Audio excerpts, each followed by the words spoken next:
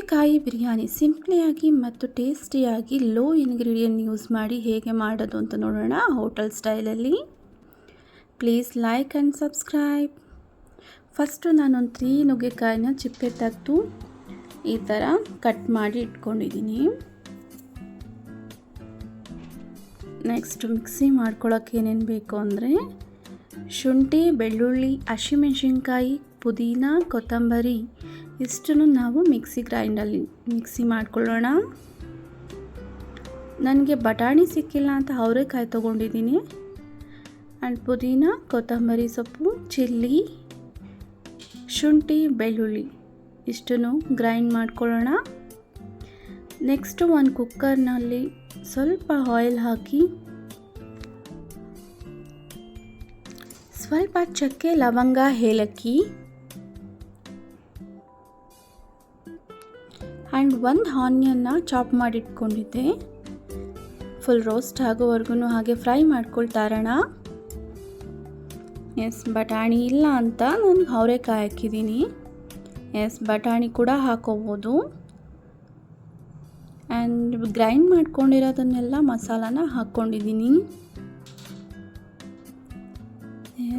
ನಾನು ಇದಕ್ಕೆ chicken mutton ಮಸಾಲಾದು biryani ಪೌಡರ್ನ ಆ್ಯಡ್ ಮಾಡ್ಕೊಂಡಿದ್ದೀನಿ 1 2 ಸ್ಪೂನಷ್ಟು. ಆ್ಯಂಡ್ ಚಿಕನ್ ಮಸಾಲ ಕೂಡ ಹಾಕ್ಕೊಂಡಿದ್ದೀನಿ 1 ಸ್ಪೂನಷ್ಟು.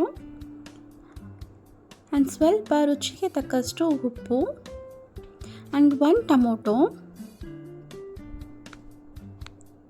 1 ಚಿಕ್ಕ ಗ್ಲಾಸಲ್ಲಿ ವಾಟರ್ನ ಆ್ಯಡ್ ಮಾಡಿ ಕುದಿಸ್ಕೊಳ್ಳಿ.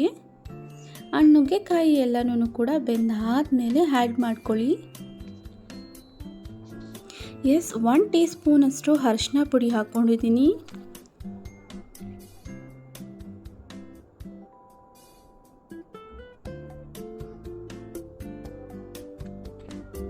ಇದು ಹಾಗೆ ಸ್ವಲ್ಪ ಲೋ ಫ್ಲೇಮಲ್ಲಿ ಬೇಯ್ತಾ ಇರಲಿ.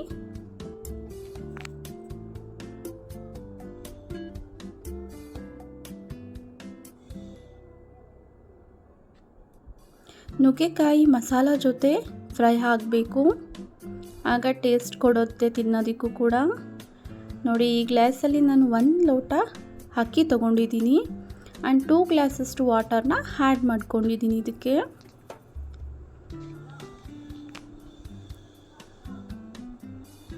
ಇದನ್ನು ಹಾಗೆ ಕುದಿಯೋಕ್ಕೆ ಬಿಡೋಣ. ನೆಕ್ಸ್ಟು ಸ್ವಲ್ಪ ಕಸೂರಿ ಮೆಥಿ ತೊಗೊಂಡಿದ್ದೀನಿ ನಾನು. ಇದು ಕುದಿಸ್ಕೊಳ್ಳೋಣ ಸ್ವಲ್ಪ. ಈಗ ಅಕ್ಕಿನ ಆ್ಯಡ್ ಮಾಡ್ಕೊಳ್ಳೋಣ ನಾವು.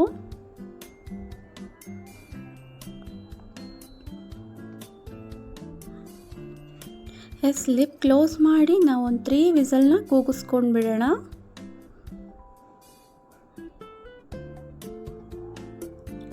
ನೋಡಿ, ಈಗ ಕಂಪ್ಲೀಟ್ ಆಗಿದೆ ನುಗ್ಗೆಕಾಯಿ ಬಿರಿಯಾನಿ.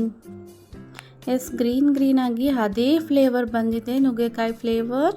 ಆ್ಯಂಡ್ ಅವರೆಕಾಯಿ ಹಾಕಿರೋದಕ್ಕೆ ತುಂಬ ಚೆನ್ನಾಗಿ ಬಂದಿದೆ. ಸೀಸನಲ್ಲಂತೂ ಅವರೆಕಾಯಿ ಸಿಗುತ್ತೆ. ಎಲ್ಲರೂ ಟ್ರೈ ಮಾಡಿ. ಆ್ಯಂಡ್ ಟೇಸ್ಟ್ ಕೂಡ ತುಂಬ ಚೆನ್ನಾಗಿ ಬಂದಿತ್ತು. Thank you so much.